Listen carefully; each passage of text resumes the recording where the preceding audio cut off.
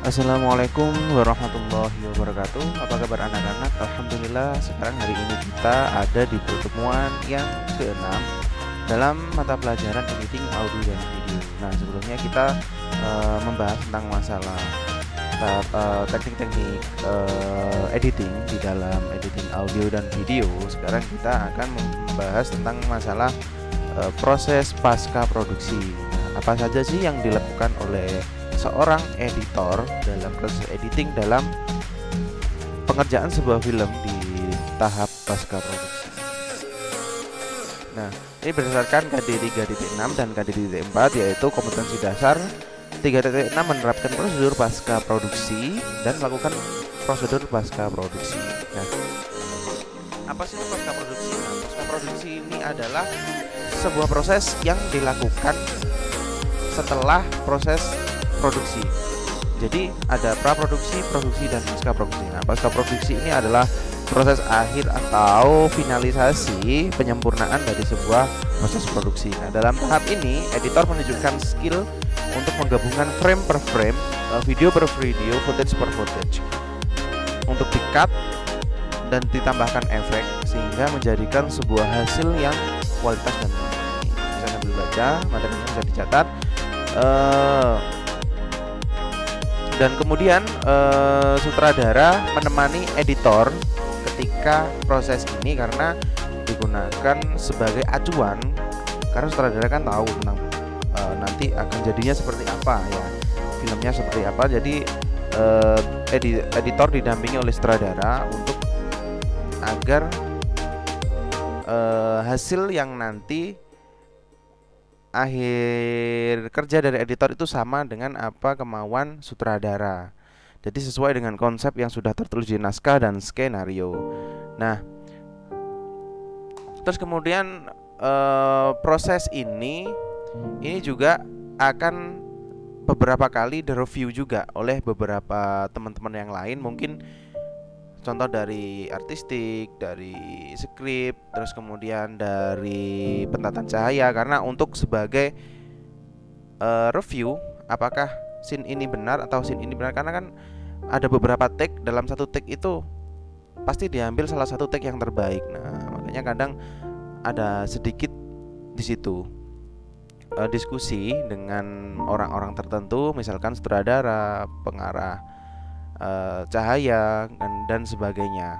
Nah, terus kemudian di proses ini juga seorang editor tuh melakukan sebuah rendering atau pemampatan, ekspor data mentah audio video yang tadi diolah itu agar bisa menjadi sebuah file film yang bisa dinikmati dengan kodek tertentu atau dengan format tertentu. Nah, oke. Dalam editing, seorang editor dalam proses pasca produksi itu melakukan ada dua tahapan, yaitu offline editing dan online editing. Nah, di offline editing itu adalah pertama dilakukan ada preview screening. Nah, preview screening itu apa sih? Bisa dicatat materinya. Preview screening itu adalah proses di mana editor itu mendampingi sutradara untuk melihat hasil-hasil dari syuting. Nah, jadi editor juga di situ biasanya akan berpendapat, kalau kayak gini shootnya nanti di editing akan sulitnya seperti ini, seperti akan jumping dan sebagainya. Nah, jadi offline editing ini pertama yang dilakukan editor dalam tahap pasca produksi adalah preview screening. Nah, kemudian ada capturing. Capturing ini kalau dulu adalah pemindahan dari kaset pita, data kaset pita untuk digitalkan. Nah, sekarang itu untuk capturing itu adalah capture pemindahan data, entah itu ditransfer atau di copy, ya copy paste lah dari data audio yang ada di card memori, kemudian dipindah ke komputer. Nah, untuk selanjutnya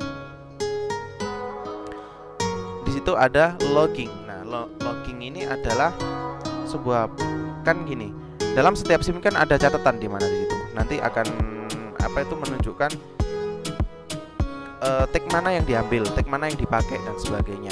Dari detik ini. Nah, ini logging. Logging adalah sebuah informasi dalam sebuah syuting tentang durasi dan sebagainya. Nah, itu adalah logging. Jadi di situ nanti akan ada catatan contoh dari adegan sekian detik di cut berapa. Nah itu nanti berdasarkan sutradara biasanya. Jadi dalam satu roll film, contoh take-nya itu kurang lebih 1 menit. Nah nanti pasti di situ akan ada cut. Nah ini nanti dari adegan ini ke sini, adegan ini ke shoot yang ini, ke take yang ini. Nah itu adalah logging.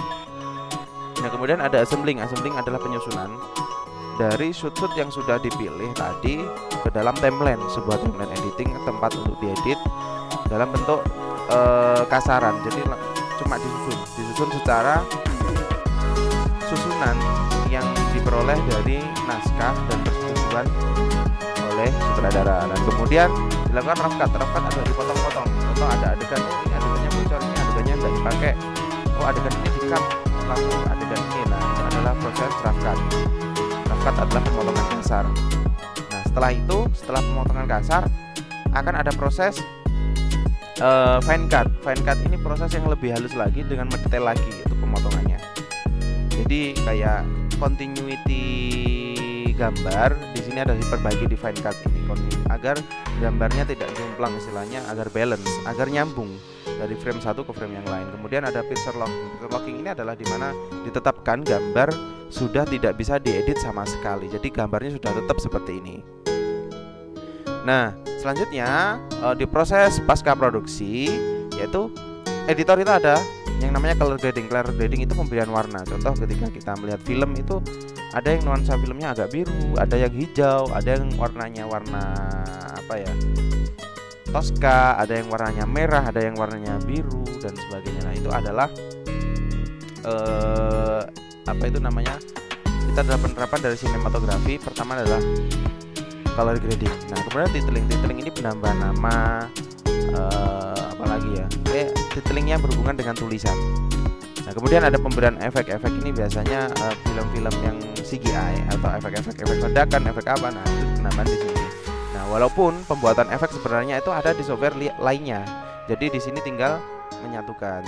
Jadi ketika pemberian efek itu sudah ada editor lain yang mengerjakan dan nanti tinggal digabungkan dalam tahap online editing. Kemudian ada audio mixing ini adalah pencampuran, ada biasanya background, sound effect dan sebagainya, itu di mixing permasalahan audio. Kemudian release master ini adalah proses akhir yang dimana dirender dan dijadikan sebuah file yang bisa dinikmati dan didistribusikan.